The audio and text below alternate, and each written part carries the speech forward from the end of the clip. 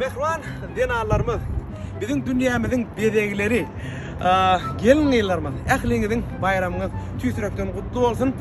Bugünüm näme?